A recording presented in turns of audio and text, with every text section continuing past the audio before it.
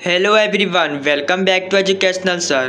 तो आज हम सभी करने जा रहे हैं top 8 must do questions for gradient, divergence and curl. यानी ग्रेडियंट और डाइवर्जेंस और कर्ल को मिलाकर हम टॉप 8 क्वेश्चन को डिस्कस करने जा रहे हैं, जो कि एग्जाम के लिए बहुत ही इंपॉर्टेंट होगा। तो चलिए बिना टाइम वेस्ट की वीडियो को स्टार्ट करते हैं। लेकिन इससे पहले यदि आप ये वीडियो देख रहे हैं तो आपको पहले मालूम होना चाहिए पहले से ग्रेडियंट, डाइवर्जेंस और कर्ल क्या होता है। ग्रेडियंट यानी क्या, डेल का मल्टीप्लाई क्या स्केलर फंक्शन से होता है। ये डेल डॉट क्या है, वेक्टर कोई भी वेक्टर हो सकता है। और क्रॉस प्रोडक्ट होता है डेल का को एनी वेक्टर के साथ। तो ये जो फॉर्मूलाज आपको पहले से मालूम चाहिए। यदि नहीं मालूम है तो मैंने इसका सेपरेट वीडियो भी बना दिया है, तो आप मेरे चैनल के डिस्क्रिप्शन से चेकआउट भी कर सकते हैं। तो चलिए वीडियो को स्टार्ट करते हैं। तो ये हमारा रहा पहला क्वेश्चन दिया हुआ है, क्वेश्चन नंबर 1। क्वेश्चन 1 दिया है, prove that if r is the r vector दिया है, x i cap plus y j cap plus z k cap and r दे दिया क्या, magnitude of r, so that first, second and third. तो ये आपको ये प्रूव करना है। चलिए फर्स्ट देखते क्या है। फर्स्ट हमारा क्या प्रूव कर दिया है, डाइवर्जेंस जो है वो डाइवर्जेंस किसके, r vector upon magnitude of r vector के क्यूब के इज इक्वल टू जीरो होता है। यानी ये जो पूरा फंक्शन किसके इक्वल है, जीरो के। तो हमें एलएचएस साइड पहले चलते हैं, एलएचएस साइड हो गया। तो यहाँ क्या है, डाइवर्जेंस यानी क्या है, डेल डॉट होता है, डॉट प्रोडक्ट, ठीक है, स्केलर डॉट। तो यहाँ आर वेक्टर दिया है, तो आर वेक्टर देखिए जीटी से नीचे के आर वेक्टर क्यूब, यानी आर क्यूब है। तो आर क्यूब अगर नीचे रहता है तो क्या ऊपर ले जाएंगे तो वो माइनस में जाएगा। तो आर का पावर क्या हो जाएगा, -3 हो जाएगा। ये तो बेसिक से डेल ऑपरेटर का वैल्यू लिख दिया, आई कैप कर दिए पर कर लीजिए, प्लस जे कैप कर दिए पर कर ली वाई, प्लस के कैप कर दिए पर कर ली जेड। आर क्यूब दिया हुआ है, तो आर वेक्टर का वैल्यू क्या है, आर का वैल्यू जैसे ऊपर दिया हुआ आर वेक्टर क्या, x i cap plus y cap plus j cap दिया हुआ है यहाँ पे। जिसका मैग्नीट्यूड निकालने क्या होता है, x square plus y square plus z square power क्या हो जाएगा, 1/2, या फिर अंडर रूट की क्या बोलते हैं, 1/2 पावर, ठीक है। तो बेसिकली ये हमारा आर क्यूब के वैल्यू हो गया -3/2 हो गया, जो कि -3 पहले से था। तो और 1/2 तो -3/2 हो गया। बेसिकली इतना तो आप जानते होंगे कैसे हुआ है। बेसिक आर वेक्टर दिया हुआ था x i cap plus Y की, बेसिक यहाँ पे अब देखिए क्या हुआ, एक्स आई कैप का मल्टीप्लाई करेंगे, मतलब सेपरेटली एक्स आई कैप का फिर मल्टीप्लाई करेंगे इसके साथ, इस पूरे को, फिर इस पूरे को वाई जे कैप के साथ, फिर इस पूरे को किसके साथ, जेड के साथ। बेसिकली हमने ये लिख दिया इस तरह से, इसमें तो कोई प्रॉब्लम नहीं होना चाहिए, ठीक है।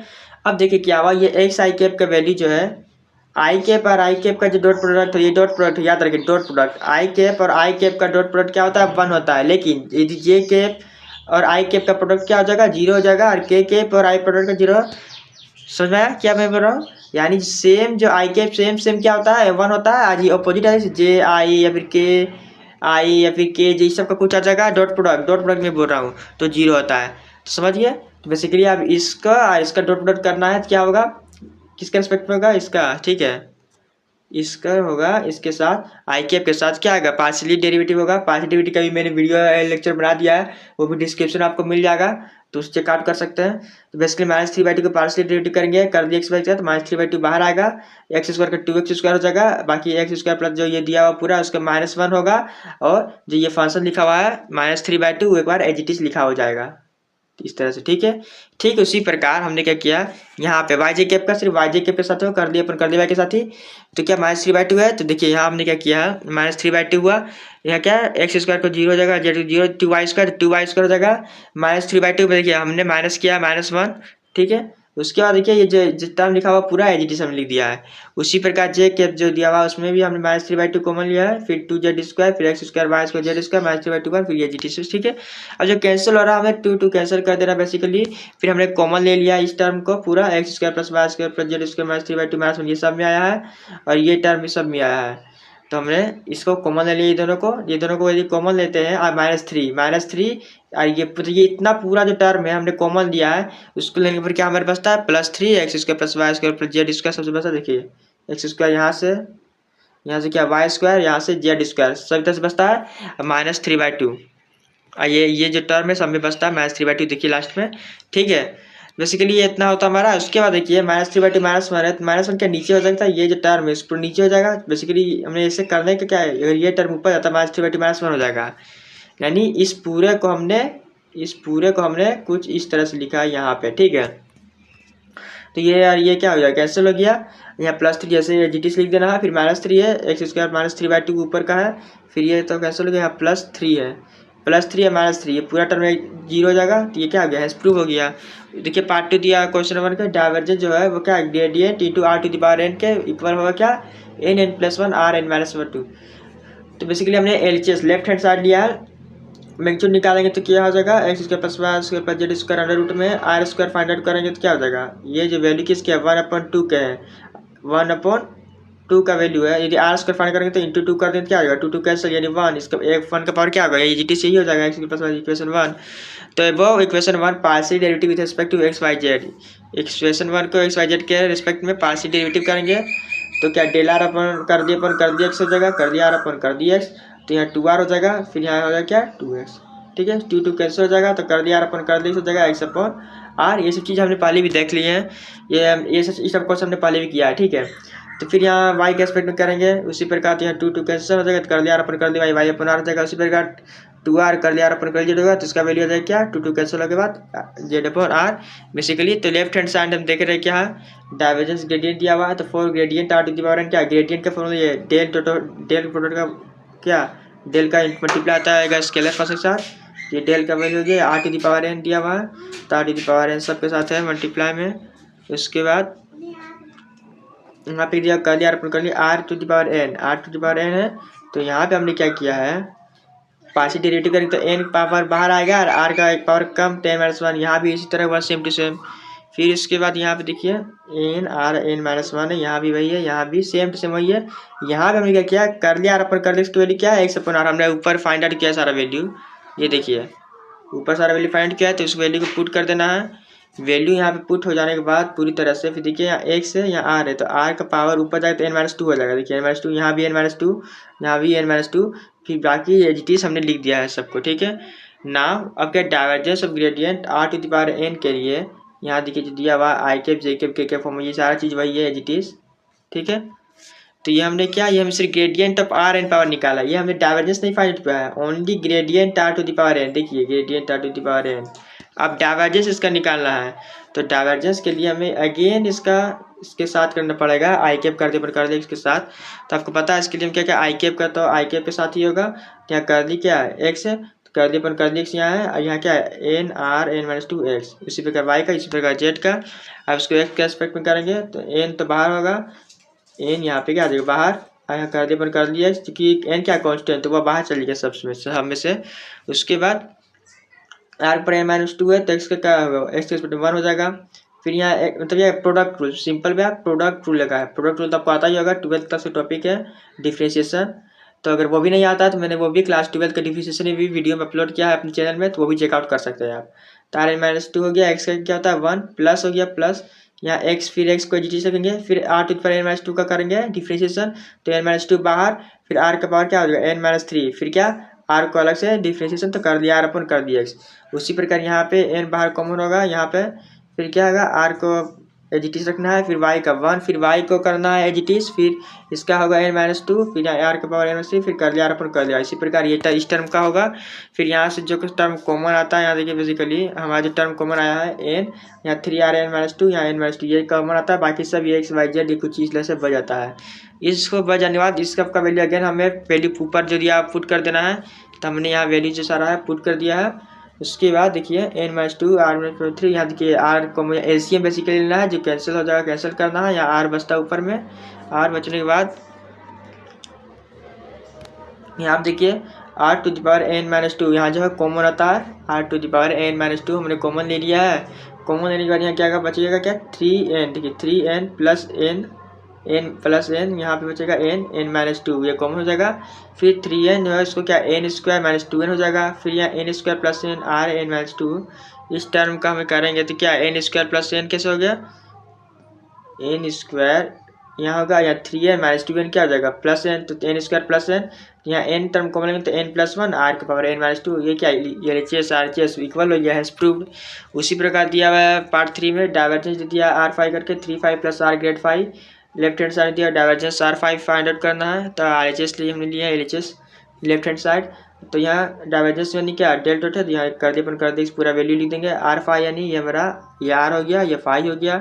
तो बेसिकली ये फाई जो टर्म है यहाँ पे देखिए हमने सिंपली कुछ नहीं किया, फाई जो इस टर्म जो हमने लिखा हुआ है यहाँ r है, आर जो वैल्यू हमारा क्या, ये पूरा आर का टर्म है। ये फाइव को हमने क्या किया, ये जो टर्म है बेसिकली हम बोलेंगे, अच्छा ये देखिए फाइव के पहले हमने इसके साथ करना है, यहाँ इसके साथ आई कैप के जे के साथ फाइव के फाइव साथ करेंगे तो कर देंगे आई कैप करके, ये फाइव आ जाएगा। फिर इसके साथ करेंगे अगेन तो फाइव, फिर इसके साथ करेंगे अगेन तब फिर भी फाइव आ जाएगा, ठीक है। फिर यहाँ हमारा क्या आर बच जाएगा, यहाँ पे बेसिकली क्या ये आर ही वेक्टर है। फिर ये जो कर लिए आई अपन कर लिए दिया हुआ है बेसिकली फाइव के साथ करेंगे, नहीं समझे आप। बेसिकली जो हमारी जो ये टर्म है हमने बेसिकली इस टर्म को यहाँ लिख दिया है। अब फाइव तो हमारे यहाँ है ही, इस टर्म को देखिए हमने क्या किया, इस तरह से लिख दिया फाइव फाइव प्लस फाइव करके। तो चूँकि हमने यहाँ इस तरह से लिखने का कारण यहाँ थ्री फाइव हो जाएगा प्लस आर जो है वहाँ डेल्टा फाइव हो जाएगा, ठीक है। नेबुला जिसे बोलते हैं डेल्टा फाइव, यहाँ three five plus r grad five हो जाएगा। चूँकि ये इक्वल हो गया, बस यही समझ आना था। नहीं समझ में आया है तो आप कमेंट करें, मैं जरूर समझाऊंगा वीडियो को। तो ये समझने की कोशिश कीजिए। जो यहाँ पे फाइव था हमने इसका थ्री फाइव क्या एक कांस्टेंट है, तो हम तो फाइव तीन बार फाइव लिख सकते हैं। ये हमारा क्या है, ये आर वेक्टर है बेसिकली, ठीक है। और ये जो टर्म इस तरह से लिख देना है फाइव के साथ में, तो ये हमारा थ्री फाइव हो जाएगा। ये आर है तो यहाँ डेल फाइव हो जाएगा, ग्रेडियंट फाइव से बोल सकते हैं, ठीक है। ये तो बेसिक्स रहा। तो बस क्वेश्चन नंबर 2 देखते हैं अब क्या है, find the divergence and curl of the vector, find v दे दिया है, बस सिंपल है। तो डाइवर्जेंस के लिए क्या del dot five del dot v, divergence के कर ये डेल का वैल्यू पूरा हो गया, कर दिया पर आई कैप कर दिया पर कर दिया एक्स करके, वी वेक्टर का वैल्यू दिया हुआ है ही। तो इसके लिए क्या करते हैं बेसिकली डेल डॉट वी करना है, तो उसके लिए हमें करना पड़ेगा यहाँ पे डाइवर्जेंस दिया तो dot product simple I cap का आई कैप सबसे साथ करने पर कर दी 2x हो जाएगा। फिर यहाँ वाई कैप है, वाई कैप के लिए यहाँ भी 2x हो जाएगा, के कैप के लिए तो यहाँ है ही नहीं, जेड है ही नहीं, जीरो, यहाँ 4x हो जाएगा सिंपल। तो यहाँ पर डाइवर्जेंस हो गया 4x। अब का के लिए मेरा था क्रॉस प्रोडक्ट में दो मेथड बताया था, पिछला क्लास नहीं देखे जरूर देखे, क्वेश्चन जो इंपॉर्टेंट में बताया था उसमें भी। तो क्या निकल गया, ये डेल क्रॉस भी करते, डेल की वैल्यू क्या आई कैप जे कैप के कैप लिख लेंगे सबसे पहले। ये क्रॉस प्रोडक्ट का मेथड है, ये क्लास 12th में भी आपने पढ़ चुका है, क्लास 11th में भी पढ़ चुका है। तो देखिए तो यह क्लास 11th के फिजिक्स के चैप्टर में आता था क्रॉस प्रोडक्ट, और क्लास 12th के वेक्टर कैलकुलस का चैप्टर में आता था मैथ में, ठीक है।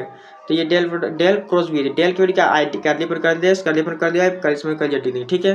वी वेक्टर जो है देखिए आई कैप जे कैप का दिखा हुआ है, v vector x square minus plus 2x y बस का माइनस वाई, तो हमने ये इस तरह से लिख दिया है। इसमें अब मैंने क्या किया है, इस तरह से आई कैप को पहले लेना है, आई कैप याद रखिए बीच वाला हमेशा नेगेटिव होता है, तो आई कैप है तो आई कैप लेंगे, फिर आई कैप इस तरह से लेके इस तरह से कर देंगे। तो इन दोनों का क्रॉस प्रोडक्ट करेंगे, कर दे पर कर दी वाई, तो मल्टीप्लाई करेंगे किसके साथ, y square minus x y, फिर माइनस करेंगे कर दे पर कर दी जेड करेंगे किसके साथ 2x वाई के साथ। फिर हम बीच इस बस फिर हो गया ये हमारा बेसिकली ब्रैकेट बंद। फिर क्या मेरे क्या बोलते हैं, हमेशा यहाँ माइनस होगा, याद रखिए किसी भी पर्टिकुलर का माइनस होगा, पहले से माइनस हो तो आप माइनस लगा के माइनस माइनस प्लस कर सकते हैं, लेकिन माइनस लगाना है तो माइनस जे कैप हो जाएगा। अब जे कैप को इस तरह से करना है, इस तरह से करना है, समझ में आया, यानी जे कैप को इस तरह से हटा देना है। तब कि कौन कौन बचा है कि ये बचा, ये टर्म ये टर्म ये टर्म, तो इस तरह से पहले आप कर दिए पर कर दिए इसका y square minus x y के साथ होगा, फिर कर दिए पर कर जेड का x square minus y square के साथ होगा, समझ में आया। उस पर कर दिए पर के कैप है तो के कैप हम लिखेंगे कैप कैप के लिए इस तरह से लाइन पूरा, अब इन दोनों का होगा कर दिए पर कर दिया इसका 2x वाई के साथ, फिर x square minus y square के साथ कर दिए पर कर दिया वाई के साथ। अब बेसिकली पार्शियल डेरिवेटिव है वाई के स्पेस कर 2y माइनस वाई क्या 2y ना, देखिए यहाँ 2y माइनस एक्स हो जाएगा। फिर क्या जेड के स्पेस 0 हो जाएगा, 0 हमने लिख दिया है। फिर यहाँ क्या जे कैप माइनस जे कैप, एक्स के स्पेस करेंगे तो 0 माइनस वाई होगा, 0 माइनस वाई, जेड के स्पेस करेंगे तो 0 0, के कैप के रिस्पेक्ट में एक्स में क्या करेंगे तो 2y हो जाएगा, यहाँ माइनस 0, फिर यहाँ एक्स स्क्वायर माइनस वाई दिया हुआ है तो 0 माइनस 2y हो गया बेसिकली। ऐसे सबको माइनस प्लस को सोल्व करेंगे, यहाँ क्या होगा 2y minus x i cap होगा, क्या यहाँ माइनस माइनस क्या plus j cap Y j cap हो जाएगा, यहाँ क्या 2y 4y के कैप, तो हमारा आंसर हो गया। इसी तरह क्वेश्चन नंबर 3 दिया है, so that the vector v is solenoid, मैं सोलेनॉइड का कैसे बताया था, सोलेनॉइड के लिए क्या डेल डॉट वी क्या होना चाहिए, यानी डाइवर्जेंस इसका क्या हो जाए 0 होना चाहिए सोलेनॉइड के लिए। कर्ल के लिए बताया था कंजर्वेटिव वाला, उसका क्रॉस प्रोडक्ट 0 होना चाहिए, मैंने बताया थी ये सब चीज़। लेक्चर नहीं देखिए कर्ल का, कर्ल वाला लेक्चर जरूर देखिए, पार्ट 4 जो वीडियो है लेक्चर नंबर जरूर देखिए उससे, ठीक है। तो डाइवर्जेंस फाइंड करना, ये डेल हो गया, ये वी वेक्टर दे दिया गया, आई कैप का आई के साथ मल्टीप्लाई करना है बेसिकली, देखिए इस तरह से हो जाएगा, सिंपल है। इसका पार्शियल डेरिवेटिव करना है, एक्स के रिस्पेक्ट करेंगे तो 1 प्लस 0 होगा, वाई के 1 माइनस 0 हो जाएगा, या जेड के 1 माइनस 2 0 माइनस 2 होगा। फिर इसको कैलकुलेट करना है बेसिकली, तो आसान है, डॉट प्रोडक्ट 0 हो जाएगा, बस ये आपको प्रूव करना था। डेल डॉट वी 0 होता है, has v the solenoid. Question number 4 देखते क्या है, prove that the any vector field v divergence into curl v zero given दिया है डाइवर्जेंस कर्ल वी जीरो, यही जो दिया हुआ ये टर्म क्या है गिवन है। लेट हमने कर लिया वी वेक्टर क्या एक्स आई के प्लस वाई के जे के यानी एनी वेक्टर फील्ड वी, तो ये हमने लेट कर लिया वी यानी कोई वेक्टर एक्स आई के वाई जे के जेड के कैप, उसका क्या क्रॉस प्रोडक्ट निकालना है पहले कर्ल निकालना फिर इसका डाइवर्जेंस कर देना, कुछ नहीं। कर्ल के लिए मैंने बताया था आई कैप जे के कैप कर दे अपन कर्ल एक्स कर दे अपन कर्ल वाई कर दे अपन कर्ल जेड, फिर जो वेक्टर दिया हुआ है उसका एक्स वाई जेड दिया हुआ है तो x y z cross product मैंने बताया आई कैप को हटाना है फिर क्रॉस प्रोडक्ट इसका इसका देखिए क्रॉस प्रोडक्ट बीच में हमेशा माइनस होता है, ये याद रखना है बीच में हमेशा माइनस होता है। फिर जे कैप क्या बोले माइनस जे कैप लिखना है फिर इस तरह से करना है, फिर इधर क्रॉस प्रोडक्ट बीच में माइनस, फिर यहाँ क्या प्लस के कैप फिर यहाँ बीच में माइनस, बस इस तरह से सॉल्व करना बेसिकली। इसको आप सॉल्व करिए वाई केस में जीरो जीरो जिस समय जीरो ही आएगा बेसिकली, देखिए जीरो जीरो हो गया तो इसको डाइवर्जेंस करेंगे del dot del cross b, तो इसका वैल्यू जब जीरो है तो जीरो को कोई नंबर से मल्टीप्लाई करेंगे तो जीरो ही आएगा, तो हैज प्रूव हो गया जीरो है। उसमें क्वेश्चन 5 में देखिए कि if a is a constant vector is the radius vector prove that क्या डेल का multiply a into y is equal to a, two में दिया डेल का ए क्रॉस आर, फिर यहाँ भी del cross a cross r is equal to है। एक एक करके देखते हैं तो आर वेक्टर दिया हुआ x i cap plus y cap plus j cap, इसी तरह ए वेक्टर दे एक वेक्टर हमने लेट कर लिया सारा चीज A1 A2 A3 करके इसे एक्स आई वाई जे कैप करके, ठीक है कोई प्रॉब्लम नहीं होनी चाहिए। फिर यहाँ देखिए डेल दिया हुआ ए डॉट आर, तो ए डॉट आर पर फाइंड आउट करेंगे ए डॉट आर करेंगे क्या ए वेक्टर गया ये आर वेक्टर डॉट करना है तो कुछ नहीं A1 x A2 y A3 z होगा, डॉट प्रोडक्ट बहुत सिंपल है तो आता ही होगा आपको। फिर क्या डेल के साथ यानी इस प्रोडक्ट के साथ ये पूरा टर्म को लिखना है, डॉट प्रोडक्ट ये भी होगा तो इसके लिए हमने क्या किया पार्शियल डेरिवेटिव होगा, देखिए इस तरह से सेपरेट हमने करके लिख लिया है। तो यहाँ कर दिया कर दिया से तो A1 आई कैप ये क्या है कर दिया कर तो A1 आई कैप होगा यहाँ A2 जे कैप होगा A3 के कैप, तो ये वेक्टर किसका ये ए वेक्टर के इक्वल है, तो बस ये प्रूव हो गया LHS RHS। उसी प्रकार देखिए पार्ट 2 में दिया हुआ क्रॉस प्रोडक्ट के साथ तो आपको बताया था यहाँ आई कैप जे कैप होगा, यहाँ ए क्रॉस आर दिया हुआ तो A1 है A1 A2 A3 आर यानी एक्स वाई जेड, ठीक है ऊपर देखिए साथ लिखा हुआ है सिर्फ, तो बस क्रॉस प्रोडक्ट करना है। मैं बार बार ये नहीं बताऊंगा, ये अभी तो समझा दिया मैंने। पहले आई कैप जे के साथ माइनस होता है के कैप क्रॉस प्रोडक्ट, फिर क्रॉस प्रोडक्ट आपको माने बीच में नेगेटिव साइन होता है, इसको देखेंगे ये पार्शियल डेरिवेटिव आपको आता है, कैसी चीज़ बार बार बताना ठीक नहीं है। आप वीडियो को बैक करके समझ सकते हैं, मेरे लेक्चर इसका ऑलरेडी अपलोड कर दिया है मैंने बता दिया है, इसके लिए भी प्रूव हो जाएगा जीरो, देख सकते हैं आप। इसी तरह पार्ट 3 दिया हुआ है ए क्रॉस आर पर फाइंड आउट करेंगे तो ए क्रॉस आर के लिए देखिए हमने लिख लिया अगेन वही है ए क्रॉस आर के लिए ए क्रॉस आर के लिए हमने कर दिया है बेसिकली पार्ट 3 में क्या है ए क्रॉस आर, तो डेल क्रॉस मतलब del cross a cross r दिया है, ए क्रॉस आर तो हमने ए क्रॉस आर तो हमारा ये रहा फाइंड आउट कर ही लिया ए क्रॉस आर का वैल्यू रहा, तो हमने ए क्रॉस आर का जो आई कैप जे कैप का वैल्यू आगे हमने लिख लिया है, बाकी कर दी बनकर ये सॉल्व कीजिए तो बेसिक्स है इसमें क्या बार की चीज़ बताना है प्रूव हो जाएगा आपसे, देख लीजिए आप इसी वीडियो को रोक के खुद से सॉल्व करके कर सकते हैं, ठीक है। ये क्या दिया question number 6 difference between r and r दे दिया, ये तो आपको ये मैंने बेसिक से लिखा डिफरेंस क्या था दोनों में, आर वेक्टर में मैग्नीट्यूड ऑफ आर वेक्टर, तो आप चेकआउट कर सकते हैं। ये देखिए प्रूव डेट दिया हुआ है y square minus z square plus 3y, ये दिया मतलब ये वेक्टर दे दिया है क्या बहुत सोलेनॉइड एंड इरोटेशनल, सोलेनॉइड भी इरोटेशनल, मैंने बता था सोलेनॉइड के लिए डेल डॉट एफ जीरो होना चाहिए और इरोटेशनल के लिए डेल क्रॉस एफ जीरो होना चाहिए, तो हमने लेट कर लिया ये कोई एफ वेक्टर होगा तो in the case of solenoid I cap कर दिया डॉट प्रोडक्ट डाइवर्जेंस क्या कर देंगे जीरो कर देंगे, तो चूँकि आई कैप का वैल्यू दिया हुआ है यहाँ जे कैप का के कैप का आई का वैल्यू दिया हुआ है, तो इन सब का हमने क्या करना है बेसिकली डॉट प्रोडक्ट, तो आई के साथ पार्शियल डेरिवेटिव इस टर्म को क्या है एक्स के रेस्पेक्ट में पार्शियल डेरिवेटिव करेंगे तो ये आ जाएगा, फिर इस पूरे टर्म को वाई के रेस्पेक्ट में करेंगे तो ये इस पूरे टर्म को जे के रेस्पेक्ट में करेंगे पार्शियल डेरिवेटिव तो ये आ जाएगा।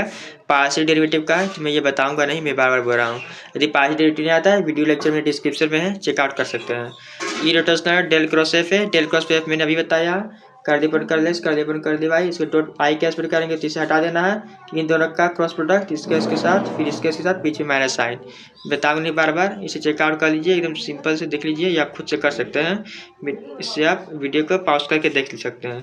क्वेश्चन 7 दिया हुआ determine the constant a b such that the curl of vector दे दिया गया है इज जीरो, बस सिंपल है। जब कर्ल वेक्टर दे दिया गया तो आई कैप जे कैप के कर लेंगे कर दिवाइड जेड, ये जो टर्म ऊपर से लिख लेंगे इक्वल टू जीरो है, बेसिकली आई कैप के रेस्पेक्ट में करेंगे पहले फिर जे कैप के रेस्पेक्ट में फिर के कैप के रेस्पेक्ट में करना है, तो ये तो आपको मालूम ही है बीच क्रॉस प्रोडक्ट बीच में माइनस साइन, ये तो सिंपल है। बेसिकली अब मैं आपको लास्ट तक जाता हूँ, लास्ट में बताता हूँ। ये जो बेसिकली हमारे यहाँ तक हमारा जो क्वेश्चन सॉल्व होता है, तो आपको बताया था चूंकि डेल क्रॉस ए जीरो होता है, तो हम यहाँ क्या कर सकते हैं, ए जेड देखिए यहाँ ए जेड प्लस 3z को जीरो कर सकते हैं, ए प्लस 3z को जीरो कर सकते हैं, ये हो गया। तो ए जेड बराबर क्या हो गया -3z। तो ए की वैल्यू क्या, जेड जेड कैसे, तो ए की वैल्यू हो जाएगा -3। ये क्वेश्चन 1 लेट कर लेना है। फिर यहाँ देखिए इस टर्म को भी जीरो कर सकते हैं, तो इस पूरे टर्म को हमने क्या जीरो कर दिया है। अब देखिए यहाँ -3x -bz, ये देखिए -3x कैसा आ गया अकॉर्डिंग इक्वेशन 1 के अकॉर्डिंग। तो इसको सॉल्व करेंगे तो बेसिकली यहाँ पे b का वैल्यू आ जाएगा -8। Therefore the value of a and b is -3 and -8। ये हो गया हमारा आंसर। देखिए last question, if a vector field is given f दिया हुआ है ये, देन फील्ड इज इरोटेशनल। आपको बताना इरोटेशनल क्या था, डेल क्रॉस f जीरो। मैं बार बार बोल रहा हूँ बहुत ही इंपॉर्टेंट है, एग्जाम में आपको जरा से फंसाया जाएगा। आपको डायरेक्ट ना बोल के कि क्रॉस प्रोडक्ट जीरो करना है, आपको डायरेक्ट दे दी जाएगा इरोटेशनल। तो इस सब टाइप के क्वेश्चन बहुत ही इंपॉर्टेंट एग्जाम के लिए।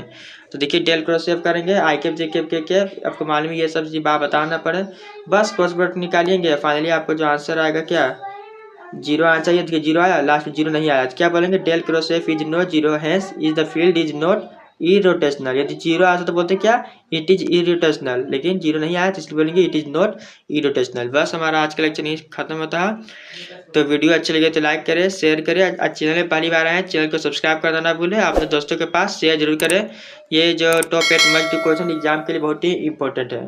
Thanks for watching this video.